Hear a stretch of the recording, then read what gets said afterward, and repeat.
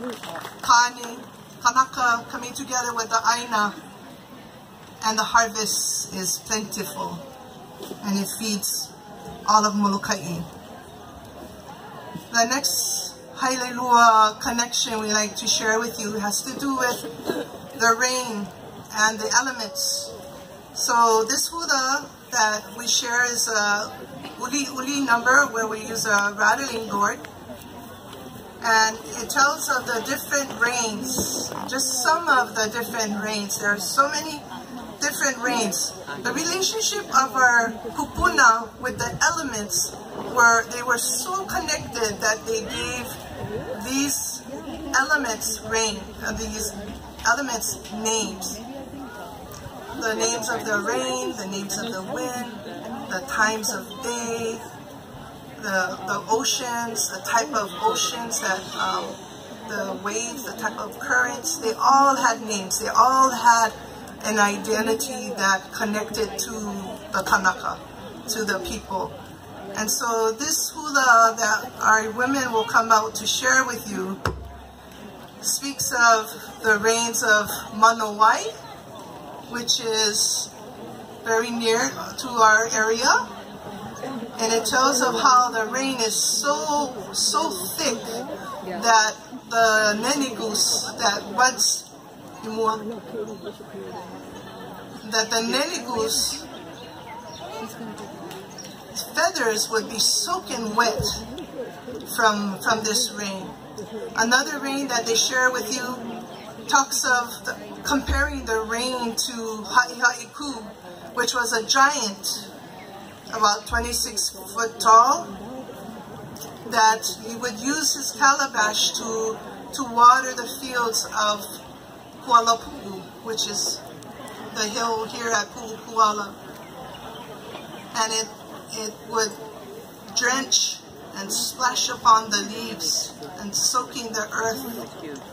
The next rain that they share with you is from the heavy clouds called Ololeva, and the raindrops were so big that you could literally run between the raindrops, and when they would splash into the ground, they would make huge mud puddles.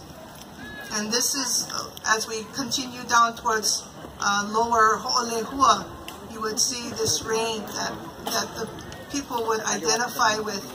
And they called that rain, it could hurt you. So it was very cautious to be traveling when the poha nui rain would fall. And the last rain that we share with you, where the theme is connected, speaks of the whirlwind goddess Ha'a and the Ualena rain, or the yellow tinted rain, that can be seen together at times on the plains of Pala'au going towards Mahana. And this rain was very significant to the people in ancient times, especially when they were in the season of planting uala.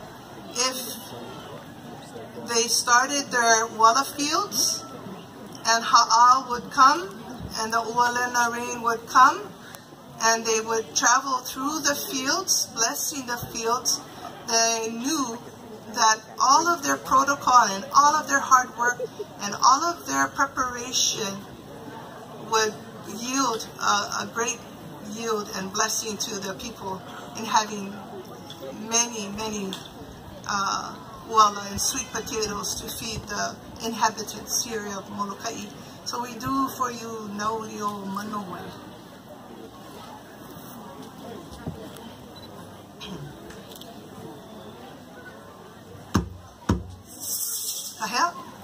I, Nou Huli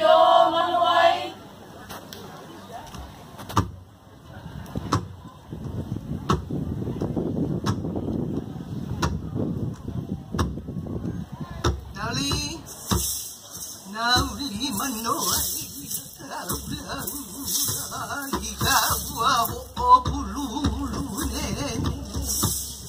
Nou Huli Manoa,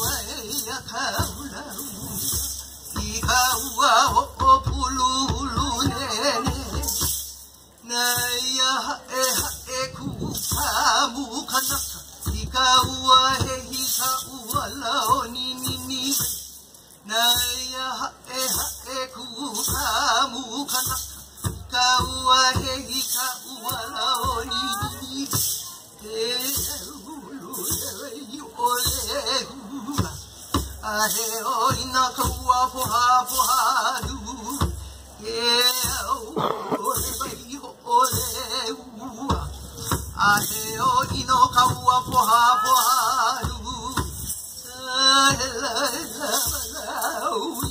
Hula Piko.